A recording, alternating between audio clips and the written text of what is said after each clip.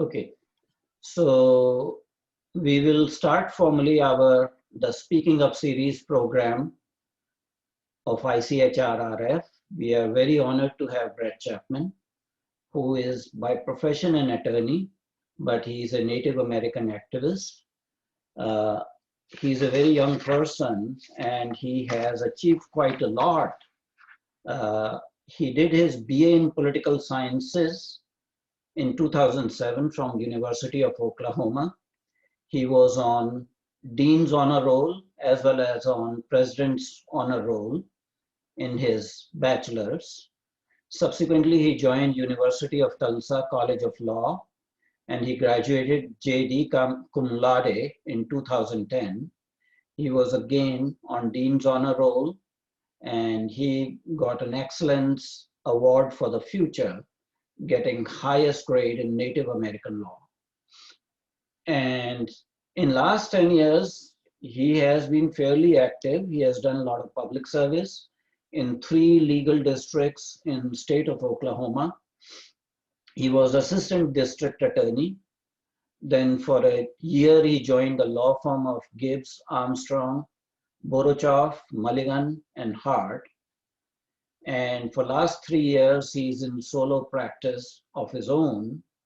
And he is focused on basically civil rights litigations, criminal law, and he actually sort of, specializes on Native American cases of property rights and land rights and things like that. He himself is Ponca, Kiowa, and an enrolled member of the Pawnee Nation of Oklahoma. His Ponca ancestors were involved in a landmark civil rights case in 1879, in which the first Native American was granted civil rights in the US. And he is very active on social media, especially on Twitter. And he's deeply steeped into history of Native American culture, Native American history.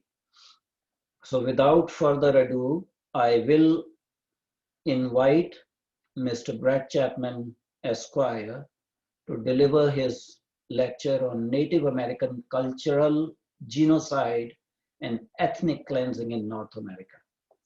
Brett, this is all for you now. All right, I appreciate that.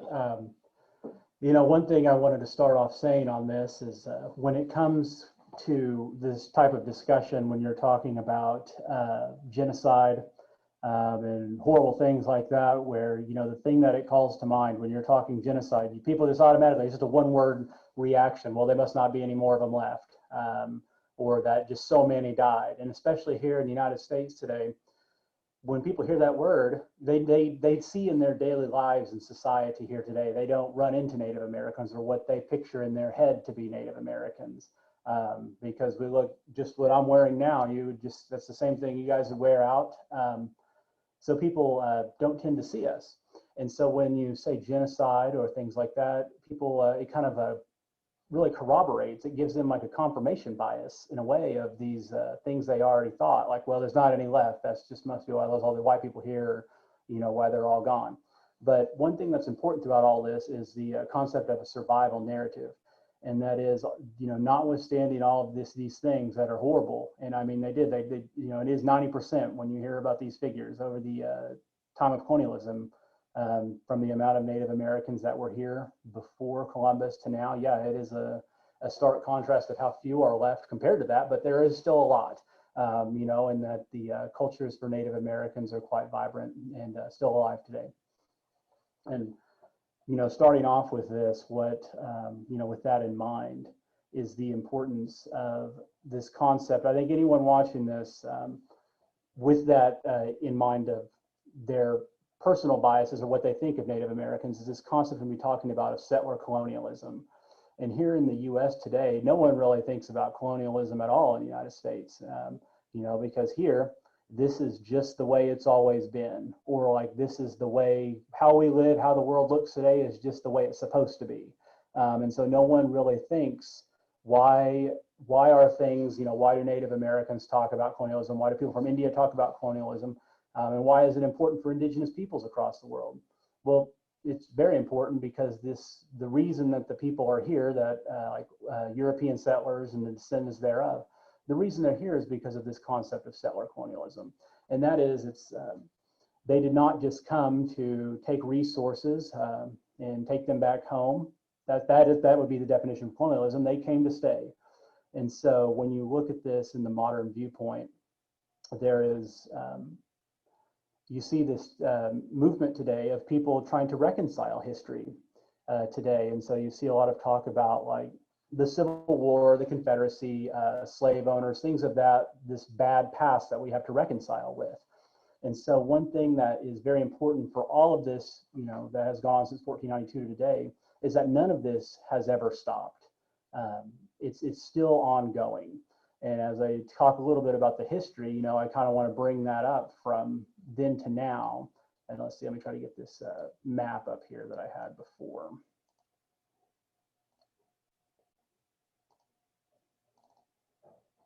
All right. So this map here that I'm showing you, I hope it pops up all the way. But this map here shows the migrations, and it's a great map of people coming in, and you can see where the Native American nations were and where they've just started going. They just got pushed west, and it's slowly over time. This didn't happen overnight. It just slowly over the course of a few hundred years. And so one thing before we get started, I think a lot of people kind of have this concept of Native Americans as a race, a racialized view of Native Americans. And that, again, that's part of settler colonialism itself, this concept of race. And so when you go back to 1491 per se, 1490, my ancestors, my Ponca ancestors, my Pawnee ancestors, they had no idea the concept of race is a foreign concept. And that is a complete construct that was brought here by these Europeans that, back in the early colonial days, they brought that here to divide people and to separate people. And so each of these names on here, Shawnees, Mingos, Hurons, all these tribes, they were distinct and separate nations. And that's what a lot of people have a hard time wrapping their head around these days, is because in modern times, your concept of a nation, especially if you're in America, in the United States, is this just large, entity with borders, like on this map. You can see on this map, they're just everywhere. Dark borders, Maine, New York, Texas, you can just see there's just borders stamped everywhere. And so one thing that people have a real problem with in understanding Native Americans is this concept of sovereignty, that each of these names on here, Hurons, Mingos, so on and so forth, they were their own nations. And they had their own internal autonomy. They had their own leadership. They carried on their own, economy, their own trade and things like that. They conducted warfare. And so why I say this is, when we're talking about colonialism, is that each of these tribes were dealt with differently. They each had a unique experience. And so it's too often the case where people talk about history and what happened to Native Americans and just kind of racialize everybody. Like, well, that just happened to all of them. Well, that's the Trail of Tears. That must have been all of them. Well, it wasn't.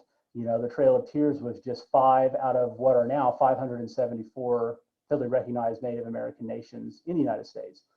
And so it gives a real scope to all of this.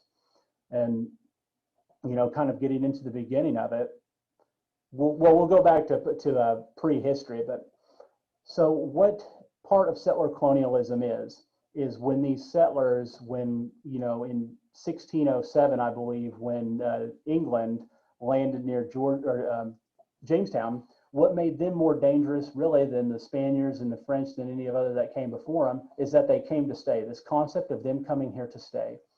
And so when they came, they saw this country, and basically they've used racism and white supremacy to say, these people are savages. There's no use. They make no use of the land. They're idle. All they do is war on each other. And this is, basically an empty, pristine wilderness, that nothing was here, nobody was here.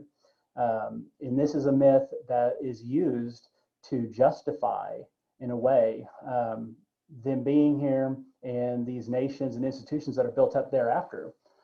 And so this myth of America kind of being this vast wasteland of just nobody in it ready for the taking, it completely erases Native Americans. And what that does is, to this day, with the United States government, these same myths are there. These same founding myths are there, of the fact that they had a right to this land because they were more civilized, because they had a more superior government, and that Native Americans needed to be civilized in the European sense of the word as they understood it. And so, again, going back to Jamestown and what made them dangerous, when they landed, that's where they started all of that. And they start slowly but surely.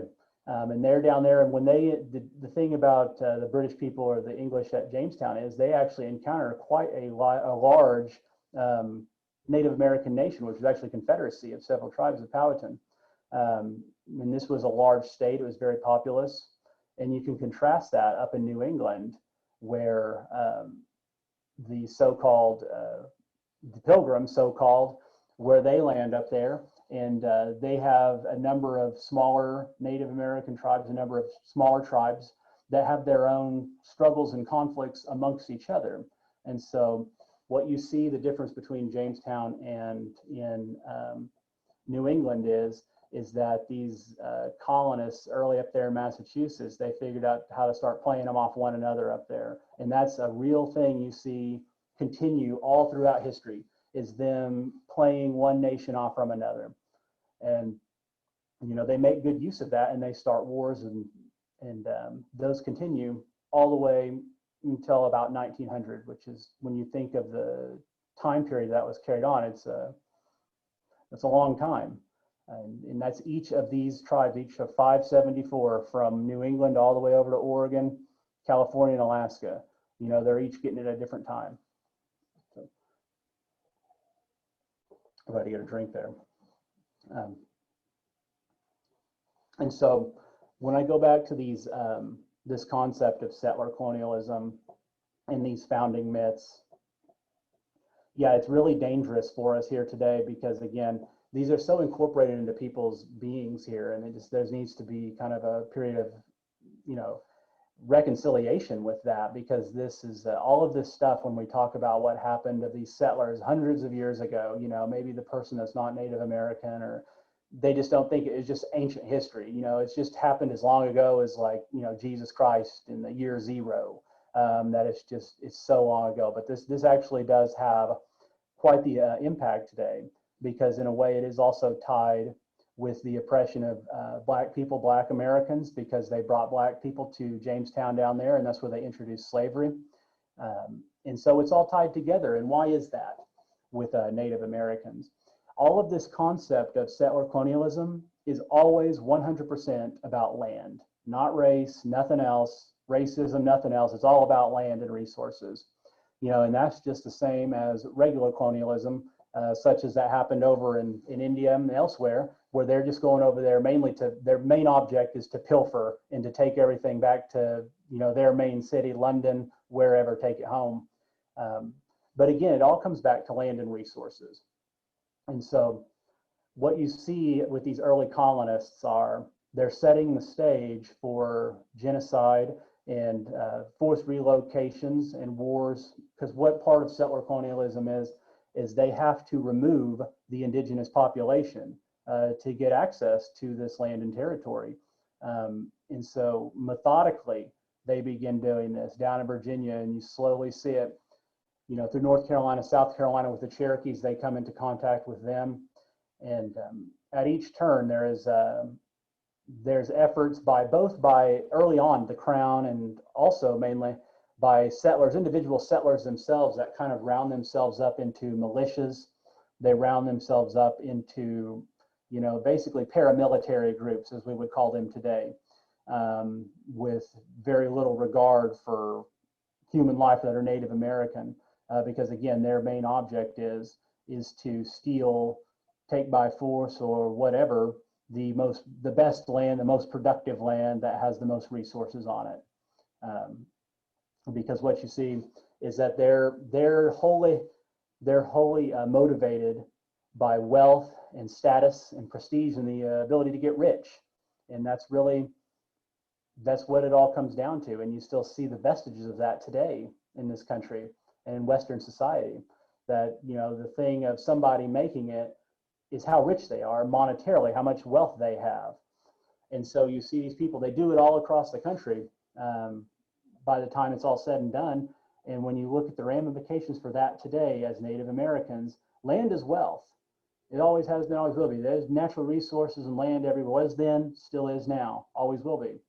And so you've been deprived, if you're a Native nation, you've almost certainly been deprived of 90 to 100% of your generational wealth. And so what I want to do is kind of flip with these concepts here of my own tribe. As you mentioned in the introduction, my ancestor was involved in a landmark civil rights case, because all of this stuff happened to them. And this is just their one experience, because it's, you know, you could go through each of them. It's hard to speak broadly of all of them. I mean, they all kind of face the same thing, but you know, I think that my nation, my ancestors' experience is kind of very typical of these dealings. And so what you see here is by the year, my first known Ponca ancestor was born in the year about 1775. So right at the same time that the basically the separatists, the British separatists is what you would rightfully call them. You know, in this country, again, mythically, they're called patriots, but in reality, they were separatists who committed treason against their own country. I mean, that's just the long and short of what happened. And so over on the East Coast, you have these people that are descended from, you know, the colonists at Jamestown. You know, they're mad about paying taxes, and that should, you know, say a lot about the basis of the American Revolution.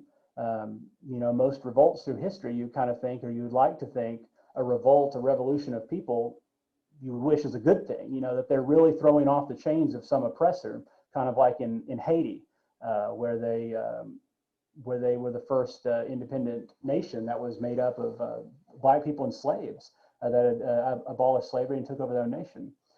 But here in the United States, at the same time my first ancestor was born, that's when the United States come into being. And so most of my focus really is not so much on, you know, British or French or really colonial type crimes against Native, it's United States, because we're still here and we still live here. And, you know, and what the United States did still has bearing on us, because that government still exists. And so do our governments that are Native nations still exist. So the Poncas, if you'll look on this map, if you'll look there in South Dakota, Nebraska, you'll see, I don't know if I can make like a mark on here, I don't know. But there you see where Nebraska has that long line at the top of the northern border with South Dakota. You see that little notch right there where it starts to kind of get crooked. That right there, that between that top line and that little blue river there, that's where my ancestors, it looks like a UFO. If you go up to South Dakota and on over to where those three lines that say the Kiowas start, and then follow it back along the Nebraska border. That right there is the Ponca ancestral homeland. That's where they have been. That's where they were. We haven't been there. That's where they were for hundreds of years. And so my ancestor, his name was Little Bear, and he was actually born at that time, and he was what was the one sovereign of this nation, because that was their type of government. It was basically an oligarchy. There were basically what you would say like 7 or 8 houses or gens or clans. And so they each had a leader, but the one of my ancestor Little Bear's house is kind of similar to a monarchy in a way, but he was the overall leader. And it always descended through the male line, which is how you kind of get down to where I am today. But when he was born, at that time, this area, if there was what little, you know, white people were out there, which was very, very, very little. They probably saw maybe a handful of white people a year, and they were probably traders coming up, you know, to do business with them to get furs. But this area was mainly between the French and the British. And so they tended to like the French because the French treated them, they respected their autonomy really, because the French were just out to make a buck with their colonialism. You know, the colonial empire out here, they're just trying to make money and take it back home. But in any event, so this is where they're from in the United States. this is where they start. So when the country begins, they ratify the Constitution, I believe, in 1786. I can't remember the exact date, but in any event, when George Washington becomes president, they set this precedent of making and entering into treaties with Native American nations. And they start, if you'll look again on this map, where it says Delawares, right over there in the state of Delaware, but there's an arrow, it goes multiple places. But the first treaty between the United States and a native nation was the Delawares, and in which they promised them to protect them and to protect their lands, and basically, you know, almost to give them a seat in Congress as well, if I remember the terms right.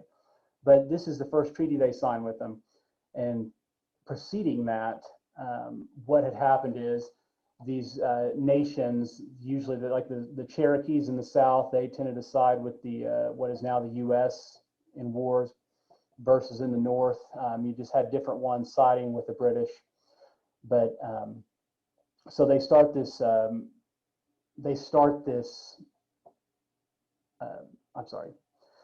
tradition of making treaties with them that was really started by the British before the U.S. And when we go back and look at why the U.S. revolted against, so why the British separatists, which are now quote unquote our founding fathers, why they revolted against the crown is because after what is called over here the French and Indian War, between, you know, basically British interests and French interests, the King of England, King George, created a line. If you'll look, Ohio, West Virginia, North Carolina, South Carolina, Georgia.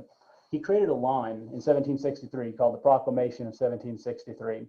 And he basically said, we're not going to open any of this land west of here open to settlement. We're going to protect this as Native American territory, and nobody can come out here. Well, all that did was infuriate the settlers over here that turned out to be Americans. That infuriated them, and that was one of the reasons for them to revolt, because they were land speculators like Benjamin Franklin, those guys, Thomas Jefferson. They wanted over here to Ohio, Kentucky, Tennessee. And so that's where they start. After they sign this treaty with the Delawares, after they get their independence, they start moving into Ohio, they start moving into Kentucky, they start moving in Tennessee. In this process, they start coming into conflict with the Shawnees. They come into conflict in the South, in Georgia and Tennessee, with the Cherokees.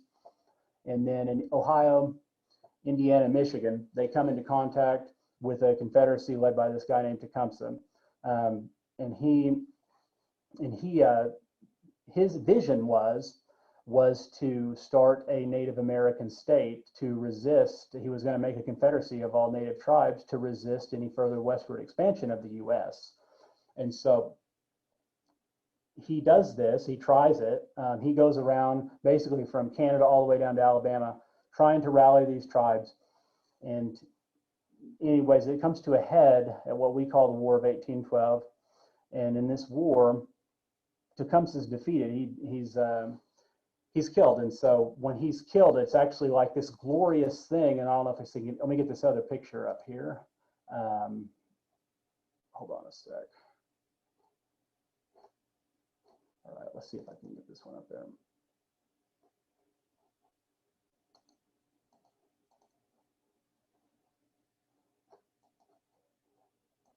Yeah, I apologize. But when he's killed, it's like this glorious thing for the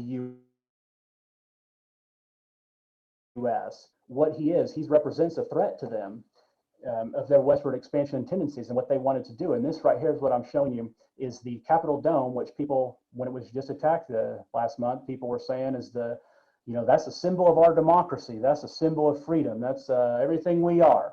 And so what you're looking at here is engraved right into the wall, or into the walls of that thing.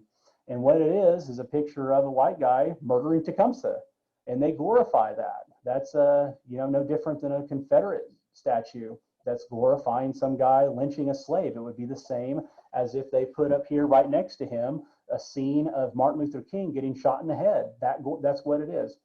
And so they glorify this kind of stuff because what they're trying to do is the settler society is continue moving west, and he represented a threat to that.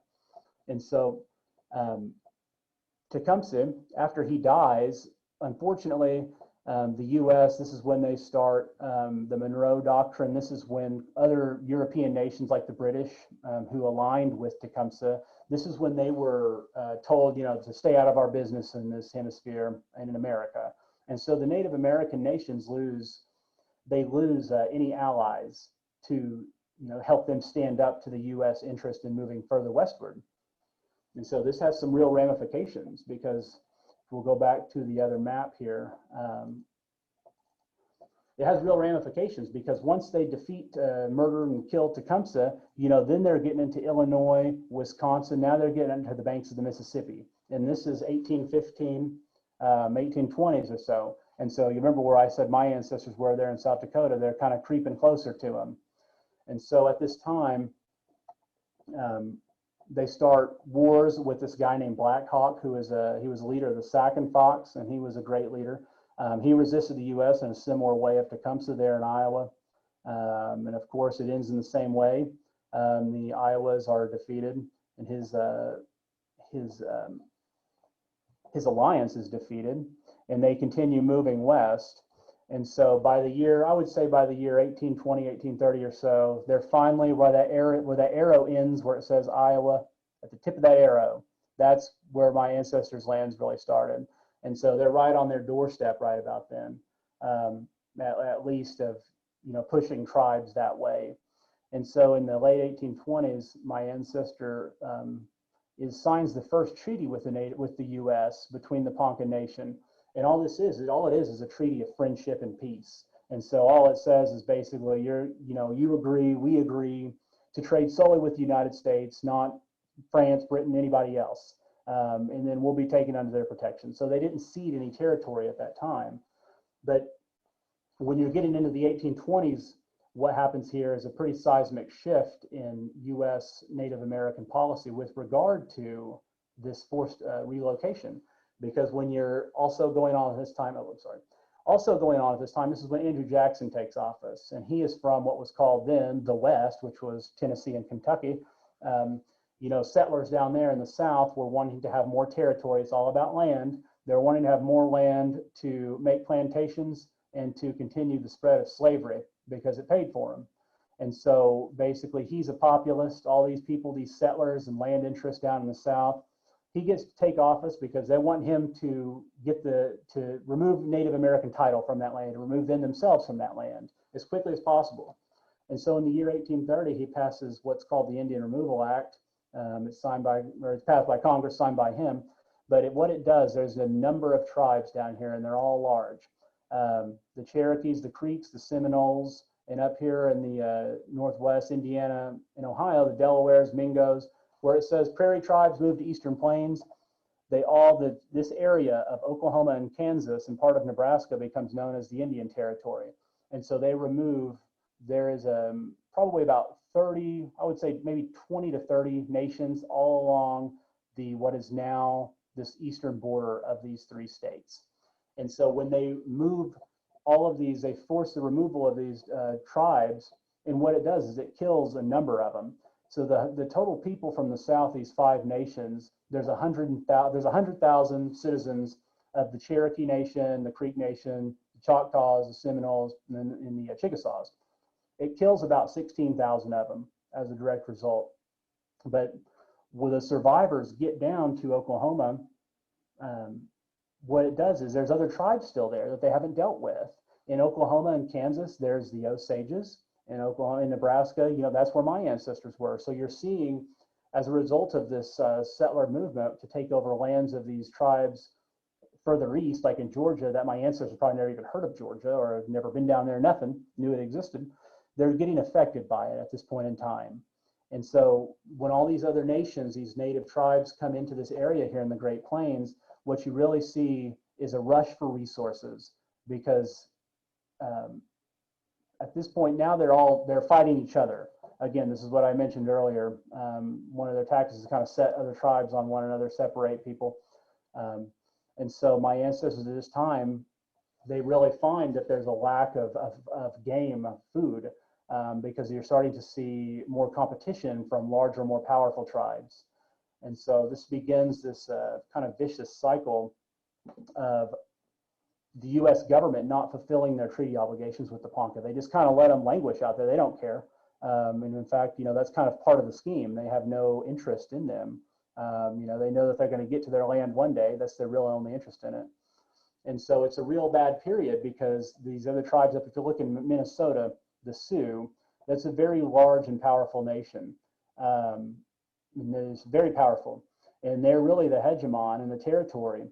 And so, and they're enemies with my ancestors, the Poncas, the Ponca Nation, they're enemies with them. And so they're competing over resources. The Ponca people are no larger than 1,000. That's the total population. Whereas the Lakota Sioux, the Sioux Nation probably has 15, 20,000.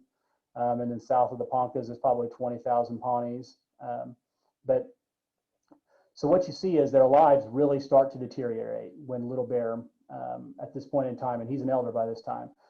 But going back, his son, in the year 1802, there was a smallpox outbreak that was caused by white traders coming up the Missouri River.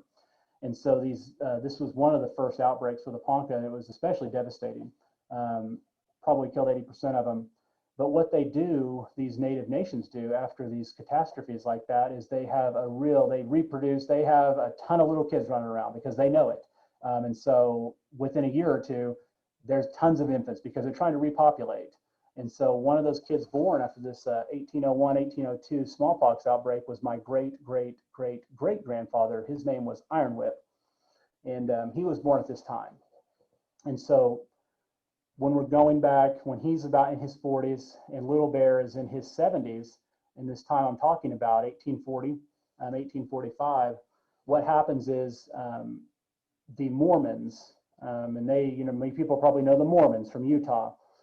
The Mormons initially started off in New York, where it says kind of Mohawk there. They start this new religion, the Latter-day Saints thing. And of course, this being a white Anglo-Saxon Protestant country, they're not, the white people over there aren't fans of them either. And so the Mormons moved from New York to Ohio to Illinois. And then at a certain point in the year 1846, they're like, we're just going to go to Utah. We're going to start our own nation. We're going to start our own thing out here west, go to California. And so in 1846, Brigham Young, who was the leader of the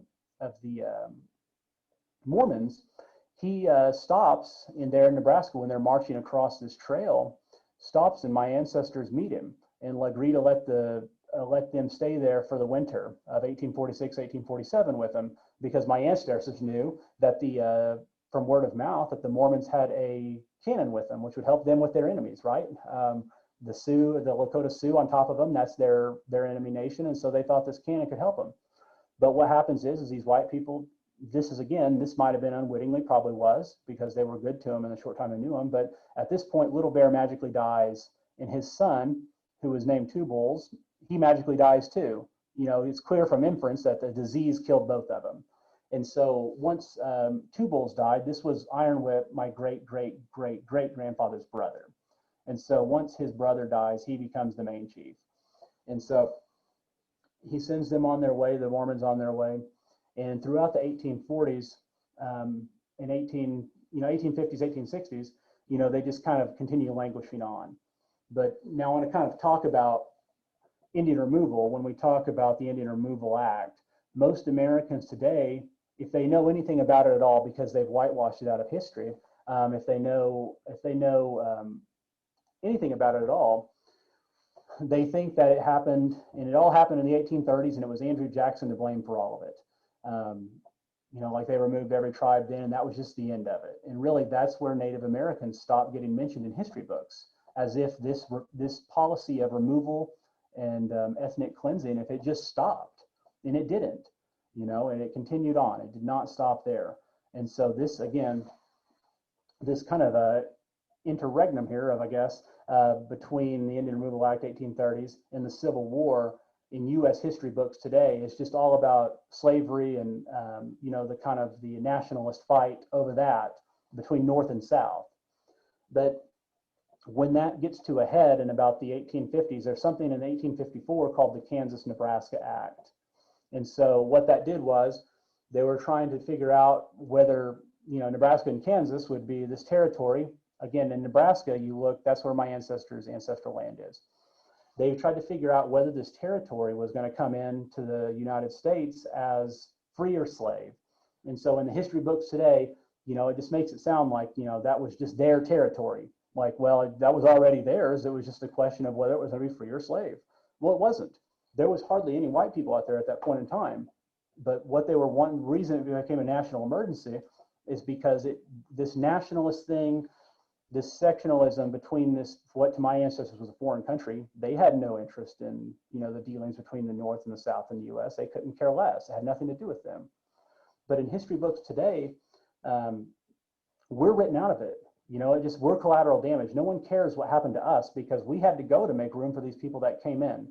In this Kansas Nebraska Act had something called this thing of popular sovereignty. And that is the white males that could move into this territory the fastest and hold an election the fastest could decide their state constitution as to whether slavery would exist or not. And so you just see this invasion. That's the best way to put it. Of Kansas and Nebraska, they invade it. And all of these tribes that are there are just complete collateral damage. Once these white people come in, you just see a whole new class of things happening that hadn't happened before. You see people come in, ripping them off, individuals, ripping them off. And you see a lot of murders too. And these are the type of murders, again, as I mentioned, from these paramilitary type groups, that something could happen. They could find a dead body out on the prairie and be like, and it's a white guy. Like, well, that must have been the Poncas, and they'll go raise up a posse and they just go out there and kill as many as they can find. And so this is a really bad time for them. And this again precedes the Civil War. And so when they have to, again, as I mentioned earlier, when they're doing this policy of doing treaties as a way to make it look like a legitimate transfer of land, which it is not, the government, basically what they want to do is, the United States, part of this myth of American exceptionalism is, hey, we didn't conquer them like the conquistadors. Spain came over here and, they said, give us your land or die. We're treating them fair. We're making a treaty with them. We're giving them money for it. They're selling it. Well, in the year 1857, my ancestor, Iron Whip, who's the main chief, he goes to Washington to enter into treaty negotiations with the United States. And so at that point in time, he goes up there and he signs a treaty which cedes basically everything but that little notch there that I mentioned. And they have a reservation created. And this brings me to another part of this policy of ethnic cleansing is this reservation system. And it's very similar in a way to what they did with black people, especially after the Civil War. You're segregating them. Once they live with white people, they're segregating them off. They don't want them there. And in fact, this is true before the war. People like Abraham Lincoln, they didn't want black people there. They wanted to send them back to Africa. They didn't want anything to do with them. And that's part of the white supremacist aspect of this settler colonialism as well. But again, it still exists to this day because you have people repeating this myth as if these people like Abraham Lincoln are just they're like Gandhi. They're just somebody that's really kind of a great person for doing this. And he really wasn't. He wanted to send it back to Africa, but he signs this treaty and it cedes everything but this little tiny bit of a reservation. And it's just a small part of their ancestral lands.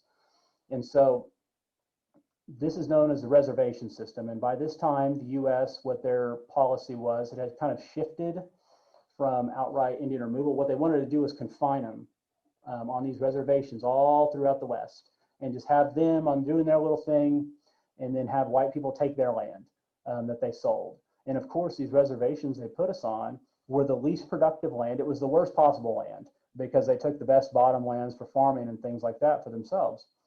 And so after he signs this treaty in 1859, things start to get really bad for him because the Lakotas are upset with them because they're resisting the U.S. in a war, and they're mad that the Poncas seem to have sided with the U.S., their neighbors.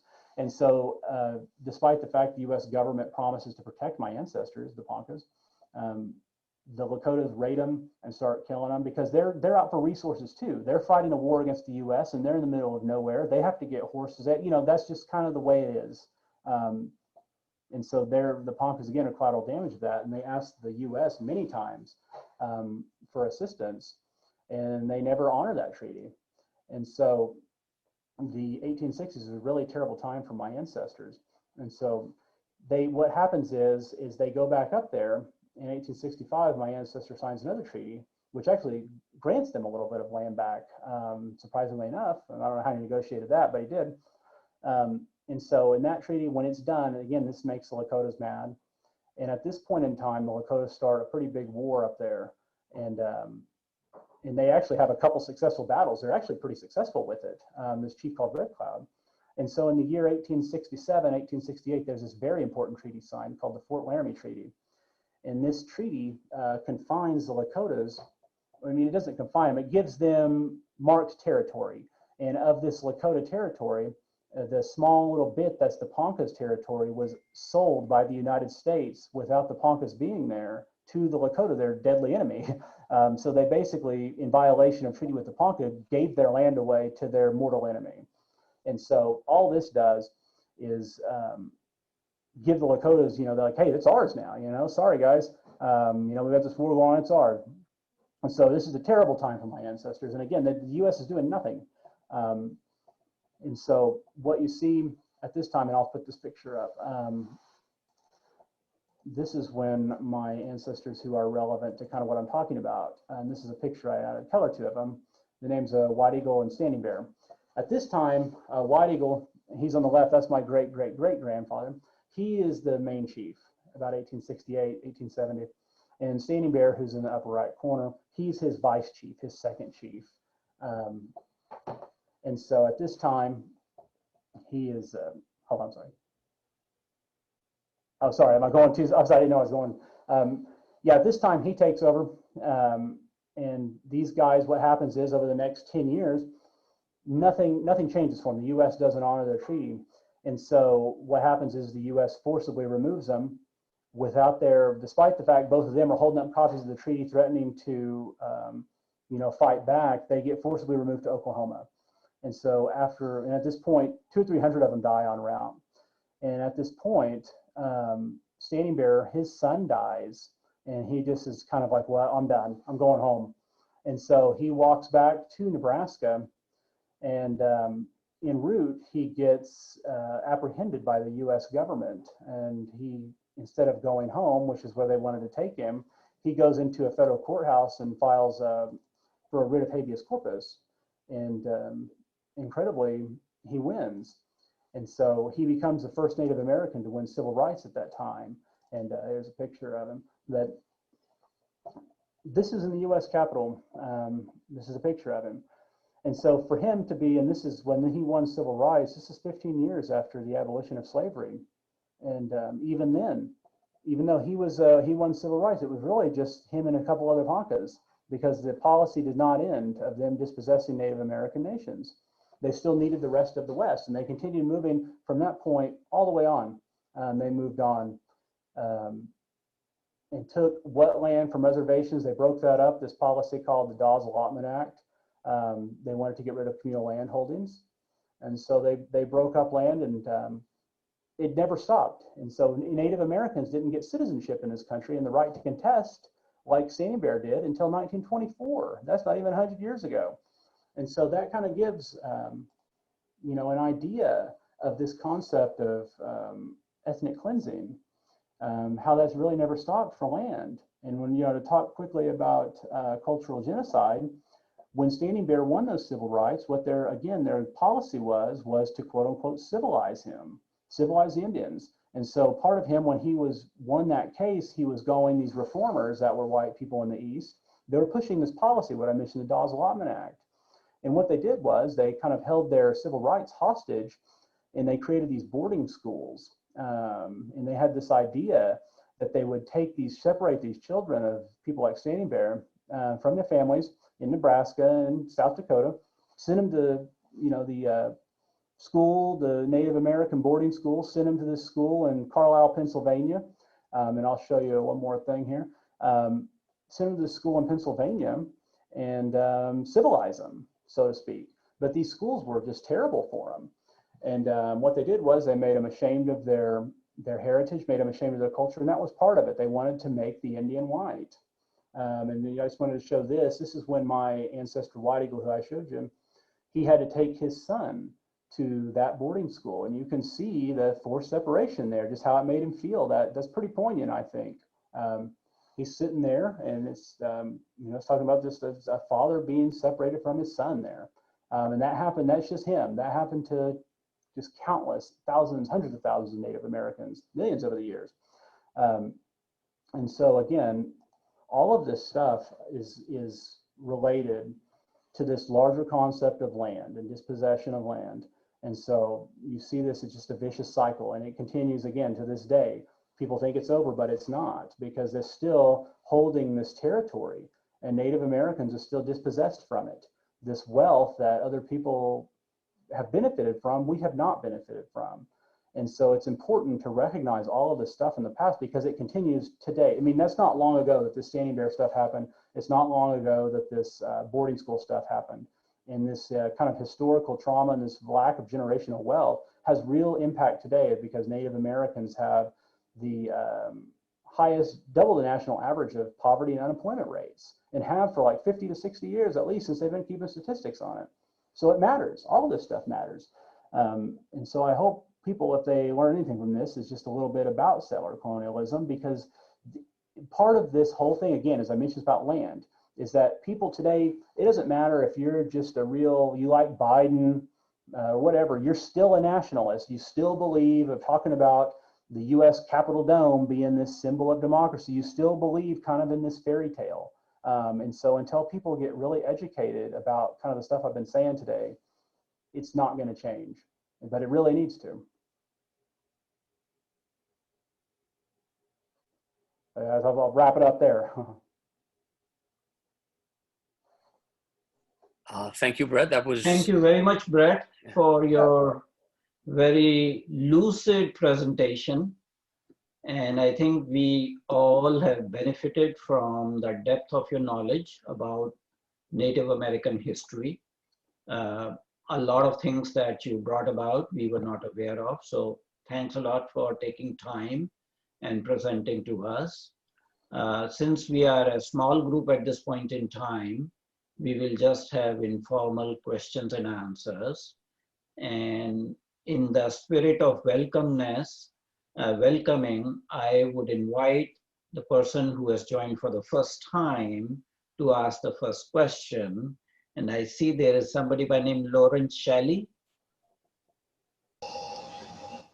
Hi, thank you so much. And thank you for sharing your knowledge. I really appreciate joining and participating in this meeting. Gosh, I don't know if I have a question at this point. I may in a little while, but I did just want to again share my appreciation. And I've been following you, Brett, on Twitter for a little while, and that's how I heard about this meeting and this presentation. And one thing I wanted to share at this point is that I have been researching my own family history, and what I found just kind of during the pandemic, I have kind of an interesting background. I have been disconnected from my father's side of the family, and so I've been trying to learn a little bit about that. My mother's side of the family came from the Philippines, and my dad's side is white, and I just didn't know very much about it. And so what I learned in my research is that I have ancestors who were original colonial settlers from like the 1600s. And so I'm just kind of really trying to dig into that as I, put something together, especially for my son and for other people who have white ancestry also. I really want to make sure that I provide some depth into what I'm putting together and sharing, because I really believe everything that you've said. It's true, and just I want to make sure that I'm doing it in a way that doesn't kind of reify and replicate these stories. Right. I guess what I would say is, I think that's interesting because again, my mom's dad is white. Never met him. He just briefly knew my grandma, so to speak. But anyways, I ran him back, and it's the same thing. It's actually a descendant of the Mayflower. Funnily, it's not. It's just interesting. I guess it's ironic. But well, when you look at that, I joined this Mayflower group because what I do to them is that they glorify all this stuff. You know, all this history, these obituaries of these kind of people like that, these settlers are written by fellow settlers. And so it really glorifies them. And people today just have a tendency just to repeat that kind of stuff. And so I think it's really important just to take a look at history at that point in time and just kind of question. You know, if somebody, like what I tell people, if you're researching your ancestry and somebody's got a painting and they were alive in the 1700s, they own slaves. That's a guarantee. I mean, you know, they were doing something. And so you got to question something. So yeah, I mean, I think it's just a question of really putting their lives into context. And again, no one should be ashamed of their ancestors. I mean, it's not, no one here didn't, you know, that person didn't do anything to, you didn't do anything. They did. You know, just like me, I didn't, you know, I don't feel anything from being related to those people. But it's important to know that those people committed the crimes, not us today, but it's important to keep it in context. Okay, thank you. So I'll invite Ganesh Dev. He has also joined for the first time. If you have any questions, Ganesh.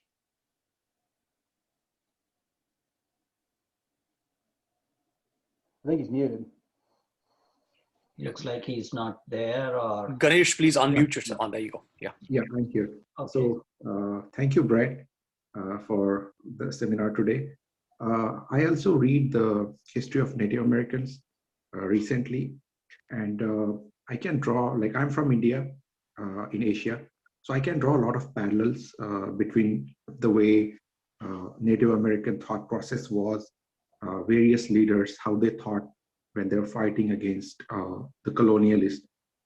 So I have a question. So how do you see like revival of Native American religion and their tradition? Because Yeah, I feel yeah. that is one way. I don't know about a revival. I mean, I think people are who they are. I think this is just another chapter of history of who people are today. I mean, you know, I think that it's important to understand, you know, where you come from, but that's individual's choice at this point in time.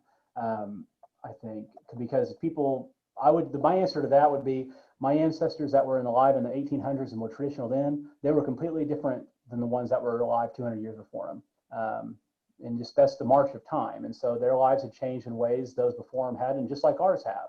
And so it's just important to understand and have, you know, a knowledge of what defines Native American, what their connection to that culture is, you know, and that's kind of up to them to decide what they want to do with that. Okay. So the next person I'll invite to ask question is Kishore. Kishore, your turn. Please unmute yourself if you have any comments or observations for Brett. Yeah, thank you. Thank you for this very detailed insights into it. Never knew many of the points that you talked about. I don't have any specific questions, though. I don't know, probably it may be a broad question. It's just that the civil case that is going on, is it just about the ownership of the land or majority of the land? Is that what's the legal clause of it? Is it about the ownership of the land? What are you saying here? I don't understand the question. What case? I think initially you mentioned about landmark civil case. Oh yeah, no, that's a civil rights case. So yeah, that's just Okay. individuals. Because what happened at that point in time in history, Native Americans weren't U.S. citizens, but the U.S. they were dependencies of the U.S., but they didn't have any rights. So the U.S. was basically, the president was an autocrat over them. It was an autocracy. And so that's the reason the Standing Bear case was important, because he was the first one under the U.S. Constitution, you know, to have standing in a court and things like that. And that's a way to protect the land as well, ultimately. You see, because today, as citizens of the U.S., you have more legal protections than you had back then. So. Right. Okay, got it. Thank you. So that's a civil rights case, basically. And yeah, absolutely. If you dig down deeper, what it actually means is the natives, and they have been living here forever before the settlers came in, which means technically they are the owners. The settlers are the visitors. Yeah, it should be. Yeah, that's how it should be. I think, you know, these nations, it should be that way. It should be recognized that way, the ones that are, if the goat is still around. But right. Yeah, I think that, and then you'd be seen as, you know, visitors. I mean, people can say they're from here, but you have to understand that you know, when you say you're from here, you're erasing somebody that really is. So, I mean, it's like somebody having the respect for somebody else. Like, well, I guess really not. Maybe I was born here, but, you know, in the larger scheme, I'm really not. Right.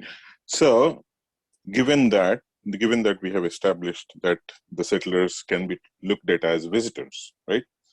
Now, the point is, the movement or all this discussion, let's say, is it, the question that I asked earlier is it about the land ownership? Yes, it is, of course. But my point is, in addition to the land ownership,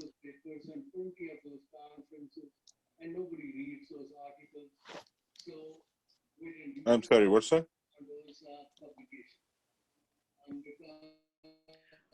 No, I I guess think someone is talking. yeah, someone is not on mute. Go ahead, please go ahead. Yeah. Yeah. So in addition to the land ownership aspect of this whole discussion, does it have any cultural or the aboriginal knowledge systems and the knowledge that all these natives had before? Definitely they were much more closer to the nature than the settlers. So they have their knowledge systems that they have been building for centuries, probably. We don't know that. But is there a documentation or some aspect of this cultural revival as well, in addition to the land ownership? Well, I think that's for each tribe. Each was affected differently. Like the Cherokees, you know, theirs more better documented. They're larger, so theirs is more, you know, they're past in these kind of traditions and ways of, you know, they're basically the original Aboriginal type outlook on life is more preserved than maybe a tribe like, you know, maybe the Cause or somebody else that's been really, they were taken down, their numbers went down to 100 people at a certain point in time, and the language is gone. So it's between each one, all 574. I'm going to go next to the next question by Professor Pathak. He has to go. So Professor Pathak, please ask your question. Hi, Brett. Thank you very much for the wonderful presentation. Yeah. I just have a very simple question. You know, the Indian community came here close to around 50 to 60 years back. And over the period of time, some of the information was introduced in the textbooks in American schools. And then we found that all the information which was given was misleading. And do you think that there is a group of people in the American society who are willing to accept the history of Native Americans as part of their own history in America? There are some people, because I keep in connection with those people, and they say, yes, you know, America was not a 200 years old country. You know, America was not born when the Columbus came here. There were millions of Native Americans who used to be there. 500 nations were there.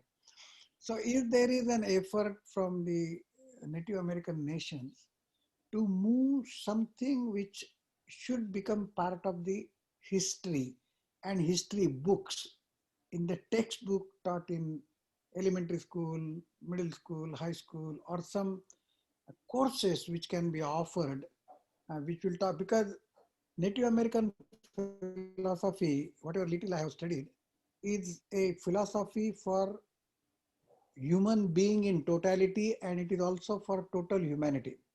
There is no thought process which Native Americans have created which is applicable to only Sioux or Dakotas or Lakotas or, you know, Incas or Mayas. It is all applicable to the total humanity. So we have to, I think there is a need for projecting this particular philosophy of Native Americans and their culture to the American society mainstream through the schools, because that will raise the bar for them also, because their behavior also will be compared, and we can raise a good cultural ethos here. Do you think, is it thought process is good, or it is not, or it is possible, or what is Yeah, I your think that's up opinion to about the, you know, there's a lot of advocacy groups out there, you know, trying to get the, you mentioned about, you know, textbooks and rewriting that. Yeah, there's advocacy groups out there that are fighting for that. That's one of the things I do. You know, it is very important. Now, as far as, I think you have to have as a part about, like, you know, Aboriginal knowledge, you have to have, you know, universities, you have to have colleges hiring these type of voices, these unique voices that know about that, to have the courses. And then you also see that tribes also, as their own sovereign nations, they do have tribal colleges themselves where they teach some of this stuff. And so, but to get it on a larger scene, yeah, it's part of that invisibility thing. They have to hire the right people that know about it, and they have to make a commitment towards it. Thank you. Okay, I will move on to Lexi. Lexi, do you have any question for Brett? Lexi, please unmute yourself.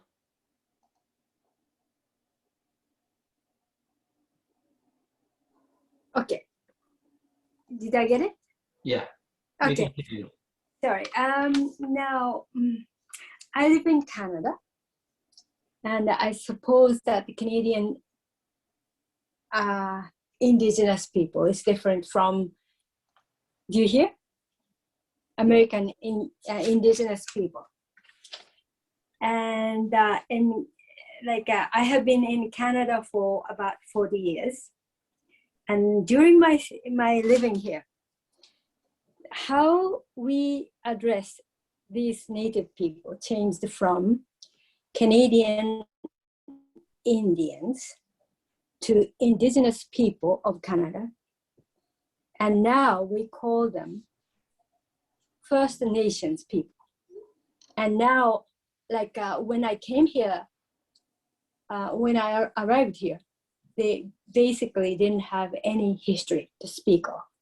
Now, lately, they claim that they have over 1,000 years of civilization.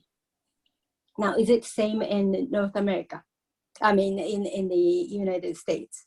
Yeah, I mean, it's there's Native Americans in Canada, Native Americans in the United States. There's a border there. A lot of them, there was intermixed. I mean, yeah, there's that border there is just that straight line at the top is colonial. That's colonialism right there. They stamped that on there. So there's a lot of intermix. So yeah, the only difference you're talking about here is the way the Canadian government may treat their quote unquote, citizens that are quote unquote First Nations versus how the United States government treats theirs and how people refer to them. And so what you see, one positive thing about Canada, and it's not any better up there for First Nations people by any means, but they do have more visibility. And that's probably why you're seeing, why you said that just it jumps from no history to 1,000 years. Well, because someone probably gave them a little platform to tell people about it and tell them for the first time. And so, I think that's a real important thing here. And also with the terminology as well, First Nations, that was probably chosen on purpose to convey the fact that they are nations and not, just a race of people, and to remind again, a settler colonial society that their place as nations there. So, and again, here in America, is it's changed a little bit. The terminology, Native American, American Indian, Indigenous. I mean, it doesn't really, none of them really make too big of a difference to me personally. I mean, it's all the same to me, really. It just really depends on how someone says it. Thank you, Lexi, for bringing the Canadian perspective. The title of the talk was not pertaining to you as it was to North America, which meant that it was a continuous entity. I put it deliberately there, but let me move on to the next question. Carl, you have a question. So. Yes, Brett, you had mentioned how when the United States separated, they told the European powers to finally stay out of what they wanted to do in the U.S. And that deprived American nations, the First Nations, of potential allies or to build coalitions against the guys who were actually taking away their properties. Just kind of connected to that, I wanted to see Native Americans today, advocates like yourself today, do you build a coalition with other nations, with other peoples in order to further your cause? And kind of related to that, what is the historical links of Native Americans to East Asia? I mean, I've heard about the Bering Strait theory of that they came from Siberia. So what are the links with East Asia, just ethnically or in any other ways? You're talking about like East Asia, like Russia, like Siberia type. Yeah. Yeah, I think you see a connection there. Alaska natives. I think that maybe the way the anthropologists or whoever do that kind of thing, I think maybe they say that the Alaska natives might be the ones that probably there was a different group that crossed that area. I don't know off the top of my head, but maybe slightly closer and more recency. to the people in East Asia, but there's still between even them, the indigenous peoples of Siberia, indigenous of Asia. There's communication between them for sure. And I know that because one of my cousins lives in Nome, Alaska, and they're always talking about these Siberian, indigenous people. And so, that's definitely a fact. And when you look at what you're mentioning about building larger coalitions, sure. I think again, that's when I was mentioning, knowing about India, these other countries. There's a lot of similarities on it, and that's true. I mean, but there's a lot of things that are unique about each that don't apply to the other. But I think when you're trying to fight this system of what people think is just the normal way, the way things always have been, that colonialism is normal, a normal way of life. You have to kind of bind together on that, because it's a real tough thing to fight, because people question everything. If you question Abraham Lincoln, George Washington, they just like, wow, you're just questioning Jesus Christ or something. They're just so deified. It's so enamored in current society. It's shocking, really. I mean, when you really see it, it's like, man, it's bad. Because even people that are like want to help you, they'll still get caught up by it at some point in time. Think you go a step too far. Right. Okay, before I give chance to Ganesh he wants to ask a second question, I do want to give time to Krishna at Sumili to ask or make any comments. So Krishna, your turn, please. Hey, thanks, Brett, for your time and deep insights. So some of them, we didn't even think that perspective at all, actually. For example, I have visited few reservations. I see them there, as you said, they have very places with very low resources and other things. Is there any effort to get those reservations better resources for the people living there? Oh, sure. The Cherokee Nation. This is a good example. The Cherokee Nation here in Oklahoma, they're rich. I mean, they're rich. They're a good government. They're big. They've got 300,000 citizens. They've got business interests over the world. I think they've got one like in the Middle East. They can provide for a lot. But conversely, some can't. That might be smaller or located in remote areas. So it's just a real, like any nation of the world, all nations across the world. There's rich ones, there's poor ones, there's better run ones, there's poorly run ones. Native American nations, just the same. There's some that are corrupt, they have corrupt leadership. There's some that have great leadership. So it's an interesting, dichotomy to see the real, how everyone's really unique in it. So. Thanks, Krishna. Thank you. Ganesh Dev, you have a second question. Please go ahead. Please unmute yourself, Ganesh. Yeah. So I think I typed my question in the chat. So my question is, are Native American scholars actively studying other indigenous cultures in the rest of the world today? Just like Indians are studying Native American cultures or Mexican cultures. Sure. I think so. I mean, I can just speak for myself, but I find it fascinating. Like, because again, the India thing, I never really knew about that growing up. I mean, I think, again, when I think of maybe what your guys' position thinking about Native Americans, I think of Indiana Jones when I was a kid. That's, watching films, you're like, okay, well, that must be India. And it's like, that's the worst possible representation. Like, it's just it's the worst, and that's just really where you get these ideas of things. Or in other films where it's like, like Slumdog Millionaire, and you're given this idea that it's like this bad place, or that these, it's just different and foreign. And I'm personally fascinated by it, because you see that, this is not the case. It's just the same as Native Americans. It's not true at all. It's a unique and, and really, it's a unique, and there's so many cultures there compared to Europe and the Western civilization. I mean, it's really something that's really worth saving and worth learning. Thank you, Ganesh. My turn, and we are dot at 9:15, so I'll really not ask any questions. I'll just make two observations, and I can ask you questions offline. The two observations are very pertinent. You mentioned that the settlers, they tried to play one tribe or one sovereign nation against the other.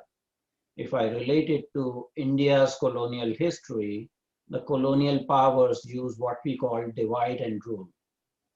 And I think exactly it's the same political tactic by the colonizers to grab the land and grab the assets by putting one person against the other, and they becoming the arbitrator and then dispossessor.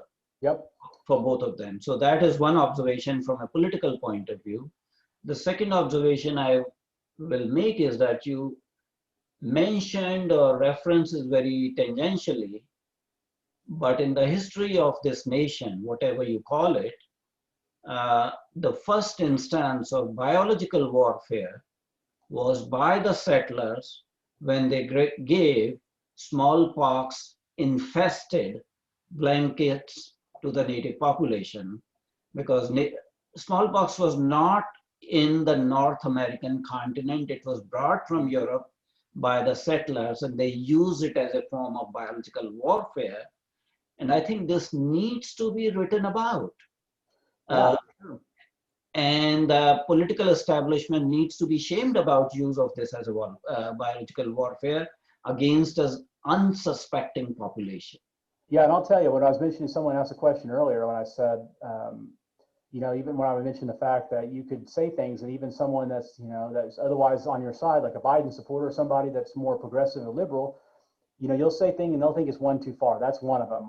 I've noticed, you know, they'll be like, wait a minute, you know, that was one instance, or like, you know, they'll just, there's always somebody out there wanting to question that comment, because again, it's undercutting, you know, it undercuts a lot of these myths here. Like, you know, that if that was possible that the U.S. government did it, they would deny, you know, like, wait a minute, well, that was just some guy that went off on his own. It wasn't something that was widespread. But you're right, yeah, that needs to be looked into, because it's very few have done it. Very few historians over the years, which most of them, you know, in the early days and even up to really recently, were all white. And so they all have the same, you know, they don't want to look into it. So on behalf of International Commission for Human Rights and Religious Freedom, we are deeply indebted to you, Brett Chapman, for sparing some time educating our group. And we hope that we will continue to have ongoing engagement with you as well as other Native American activists, because we want to listen, we want to understand, and we want to reaffirm the pain and the loss the native sons of soil of this land have faced. So we feel deeply honored, and we are highly thankful to you that you came. Thank you for having me. And we would like to have you more often. All right, yeah, that sounds great. We'll keep in touch. Absolutely. Thank you very much. Yeah, thank you. Thank you, Brett. The session has been recorded, and we will put it on our YouTube channel as well as our website, and Mr. Clemens will send you a copy of the report. Can I ask one question before we end the session? I'm sorry. Okay, Kishore, go ahead. If we have time, otherwise I can follow. We are already past the time, but you can. Okay, no problem. Oh, I just wanted to understand from the perspective of the professor, before the settlers came in, how many ever hundreds of years ago before that, all these natives that were living here originally, what was the, do we know enough or do we know at all? I don't know anything, I'm just asking to understand. What was their belief system? Today we call it religion, or it has connection with race, but in that, from that perspective, from an insider perspective, what was their belief system or religion or whatever you call it, right? Yeah, how was it like? Yeah, I just have this is a similar type of answers before. You're talking about thousands of cultures here in this continent, and there's just there's very few that are the same. They're all unique, and so you know, a lot of them tended to have animist type beliefs and things like that. But it's hard to say universally. Okay. Each of them had a different way. I think I can relate to that. Yeah. But then when settlers came in, they mainly came from the European land over the sea, which is like Italy, Rome, Constantine, Jesus Christ, or all that geographical area. But right. Before the settlers came in here, it's not Christianity. Is it Christianity or was it Christianity? Probably not. No, what do you mean not? Yeah, that wasn't in Christianity before anyone came here. I don't think the Vikings left any Christianity. But no, as far, I mean, it's all unique. I think once you saw after Christians came here and people started, you know, like the Cherokees in the early days started to maybe incorporate some of that stuff into it, and it's more widespread. Everyone got at a certain point. There's this unique Native American church that has popped up that kind of blends interest, as such as people do. They're trying to live their lives and they're trying to survive, and so they're, merging Yeah. it. So Right. So they're accepting Christianity. Yeah. I mean, this just question came up in my mind when you mentioned about the Mormons from Utah. okay. And there is a branch of church that came up with this name of Mormons Oh, Church. you're asking whether that was that? Yeah, I don't think that actually happened, but that's just my opinion. Okay, yeah, that's fine. I'm just trying to understand Oh perspective. no, like I don't actually believe that there was that Jesus Christ came over here from. I don't believe that. I mean, I know that they do, but yeah. Okay, got it. Thank you. Thanks a lot. We are over time, so we are going to end the meeting now. But Right. again, my heartfelt thanks to Mr. Chapman. Thank you.